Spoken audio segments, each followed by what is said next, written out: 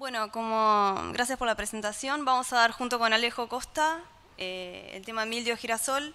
Yo les voy a dar una parte introductoria del tema y algunos trabajos que estoy haciendo en cuanto a mi doctorado. Y Alejo se va a centrar en la parte de la relación de mildio y los fungicidas. En cuanto a mi parte, bueno, lo titulamos Caracterización genética y detección molecular de Plasmopara alstedi en Argentina. Plasmopara alstedi, como muchos saben, es la especie causante de mildio de girasol. Para introducirlos un poco, se trata de una enfermedad que es esporádica. Se presenta esporádicamente, pero cuando está presente puede causar muchos daños. Como ejemplo, en el año 2002 hubo un brote muy grande en la provincia de Buenos Aires, en 2 zonas productivas, en los cuales se pueden encontrar los campos de esta manera. Prácticamente todo el lote afectado y muy pocas plantas de porte normal, ¿sí? Lo que significó, bueno, claramente pérdidas productivas muy grandes. Pero esto no fue un caso aislado, sino que en 2017 se vuelve a repetir la misma historia.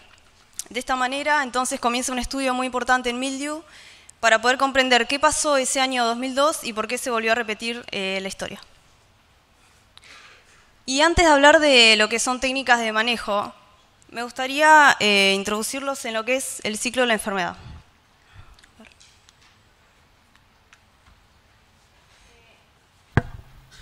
Hola. El ciclo de la enfermedad comienza en el suelo, ¿sí? Mildew es una enfermedad de suelo. Y comienza con estas estructuras que están en el suelo a partir de rastrojo o semilla contaminada. Esas estructuras dan lugar a otras, eventualmente germinan, ¿sí? Dan lugar a otras que son esporas móviles. Esas esporas móviles tienen 2 flagelos y la capacidad de trasladarse en presencia de agua. De esta manera ocurre la primera infección en el cultivo, que es la infección primaria, y que sucede cuando el cultivo está apenas en implantación. Si bien el patógeno todavía no lo vemos porque tiene un crecimiento por dentro de la planta, así infecta la raíz y va creciendo de manera ascendente, vamos a tener los primeros síntomas, que son presencia de mosaico amarillento en las hojas, siguiendo los conductos vasculares, es decir, que ese mosaico va a estar siguiendo las nervaduras de las primeras hojas verdaderas, y además va a haber pérdida del stand de plantas, gracias a esta infección de tipo primaria. Más adelante, cuando el patógeno llega a los cotiledones o a la parte aérea, entonces esporula, ¿sí? De esta manera.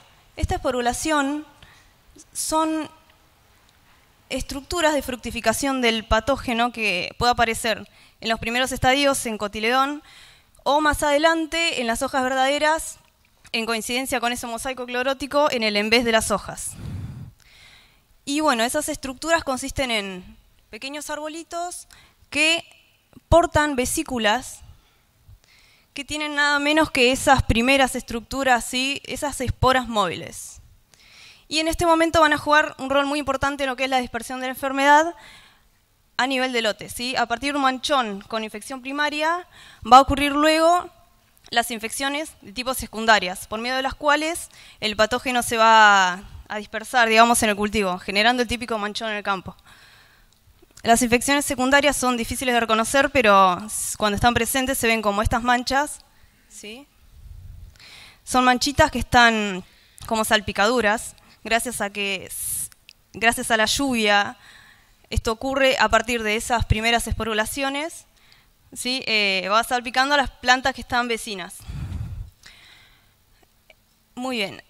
Estas infecciones secundarias entonces no van a generar modificaciones en el porte de las plantas, pero sí van a aportar el patógeno que muy probablemente se va a transmitir a la semilla.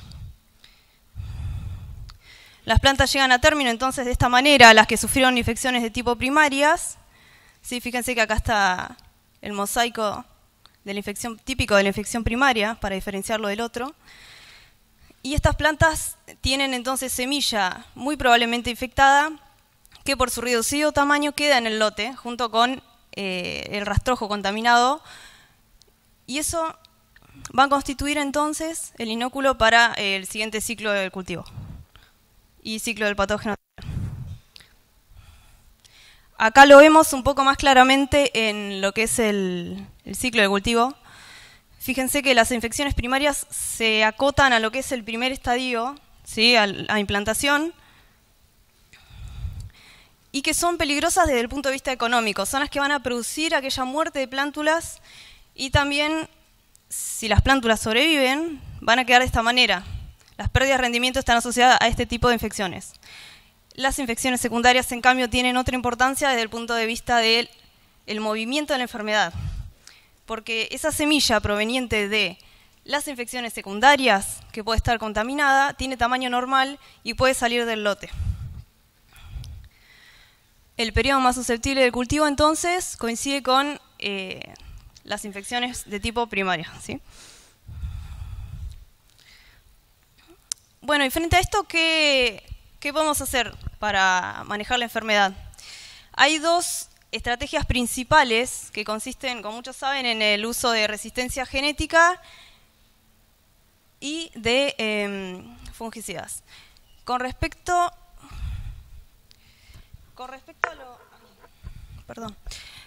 a la resistencia genética, los híbridos vienen con genes incorporados especiales que son específicos para mildiu y les dan cierta inmunidad a ese híbrido, ¿sí? O sea, por más que esté presente la enfermedad en el suelo, ese híbrido no va a ser afectado porque tiene esos genes especiales. Y por otro lado, como habíamos dicho que es una enfermedad que se transmite por semilla y que a su vez está en el suelo, el uso de fungicidas curasemillas sistémicos es otra opción de manejo, ¿sí? Pero esto no es tan sencillo, ya que el patógeno tiene una gran capacidad de generar variantes y a esa resistencia genética que los breeders le incorporan al cultivo, el patógeno puede quebrar esos genes de resistencia a través de la generación de nuevas razas de patógeno. Que mildiu es una especie y tiene variabilidad dentro de la especie y se denominan razas. Por otro lado, el uso, como decía Ramón, el uso repetido de ciertos principios activos en los productos para tratar semilla en este caso, puede generar la aparición de tolerancia. Y bueno, después vamos a ver que les va a explicar mejor Alejo qué pasa con esas tolerancias a fungicidas. A nivel mundial se conocen muchas razas de mildiu, alrededor de 42. Y están distribuidas en prácticamente todas las regiones productoras de girasol en el mundo. También hay registros a nivel mundial de la aparición de tolerancia a metalaxil, que es uno de los productos más usados para curar semilla y frenar esas infecciones primarias ya desde la siembra. En nuestro país, un trabajo nos muestra que en lotes problema, cuando se estudiaron, lotes problema sí que fueron afectados con mildiu. Se estudiaron y se encontró que había no solo la presencia de nuevas razas, es decir, resistencia a nivel genético, sino que también había quiebre de esas resistencias presentes en los híbridos y además tolerancia a metalaxil. Es decir, tenemos todo el espectro, ¿sí?, de problemas posibles en nuestro país. Ante esto nos preguntamos cómo podemos proceder, desde qué punto de vista podemos abordar la enfermedad y tratar de entender lo que es esa variabilidad genética para desarrollar estrategias de manejo. Les cuento que yo trabajo con marcadores moleculares. Yo estoy en la parte genética y molecular de mildiu, que lo que hacemos a grandes rasgos es estudiar el ADN, ¿sí?, a partir de una lista de genes. Esos genes los descubrió un grupo francés y nosotros trabajamos con ellos. ¿Para qué? Para ver si distintos aislamientos tomados en el campo de mildiu presentan variabilidad genética o son similares. Eso es nuestro principal objetivo. Para hacer ese estudio genético, lo que tuvimos que hacer es juntar muestras de mildiu en el campo en lotes afectados, en los cuales se trasladó ese inóculo vivo al laboratorio y se hicieron estudios. Se analizó entonces el ADN, ¿sí?, de esas cepas de mildiu y se vio, acá les cuento, cada círculo representa un gen, son 5 genes, Cada color representa una variante de ese gen, que cada gen tiene varias posibilidades representadas por cada color, y los porcentajes son qué frecuencia de aislamientos, es decir, de un mildio recolectado en un lote es un aislamiento. Qué frecuencia de ellos presentaba las distintas variantes. Y como podemos ver, hay muchos colores, hay muchas variantes. Mildio en las zonas analizadas es genéticamente muy variable, lo cual está muy relacionado con la capacidad de mutación que tiene el patógeno. Otra cosa que nos pareció importante estudiar es el tema de qué razas están presentes en nuestro país. Esto lo llevaron a cabo, es un gran trabajo que lo llevó a cabo el INTA y consistió en hacer recorridas, ¿sí? De ese año 2017 que yo les contaba al principio. Se fue a recorrer toda esa zona afectada, ¿sí? Zona norte y algunos lotes de Buenos Aires. Se juntó entonces inóculo y se estudió. Resulta que las razas predominantes son del grupo de las 700 y un solo aislamiento correspondió a las 300. Las razas se denominan con números de 3 cifras y aquellos que comienzan con 7 se consideran las razas más virulentas a nivel mundial. Y nosotras las tenemos en nuestro país. Además es importante conocer qué razas tenemos porque los híbridos muchas veces están especificados para qué resistencia presentan contra razas específicas. Otro punto que nos pareció importante analizar es a nivel molecular poder detectar la enfermedad a partir de muestras tomadas en el campo. Para eso desarrollamos un test que es rápido, es preciso y nos permite detectar entonces mildio en una hoja que es tomada en el campo de aquellas plantas que no estamos seguros si portan la enfermedad o no, para caracterización del lote. También se aplicó la misma herramienta molecular para la detección de mildio, pero esta vez en semillas. Se hizo una recorrida también juntando muestras de capítulos infectados y las plantas circundantes, aplicando entonces también para detectar esos genes que nos dan si está mildio o no en esas muestras. Las muestras entonces nos dieron como resultado aquellas plantas con alta infección por mildio nos dieron positivas y con una alta sensibilidad, es decir que se puede detectar ADN del patógeno presente en muy pequeña cantidad en una gran cantidad de ADN de semilla de girasol. Y esto, bueno, está en mira de ser aplicado en lo que es los movimientos de semilla y demás en la comercialización.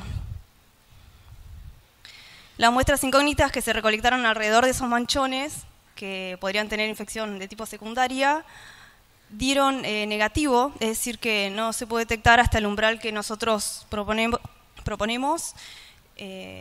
No se puede detectar mildio en esas plantas. Para finalizar, contarles entonces que estamos tratando de hacer un abordaje de muchas disciplinas sobre este problema, poder aplicar las últimas tecnologías para el manejo de la enfermedad, ya sea desde las detecciones a nivel de lote o en semillas, hacer una caracterización molecular para ver esa variabilidad genética de mildio que tenemos, determinación de raza, que es tan importante para hacer el seguimiento de qué patotipos tenemos en el país, y también estudiar la sensibilidad a fungicidas, es decir, que mildio no solo presenta herramientas genéticas, sino también es capaz de generar tolerancia a muchos principios activos. Bueno, agradecerles a todo el grupo de trabajo con el cual tengo el placer de trabajar y gracias a todos ustedes por su atención.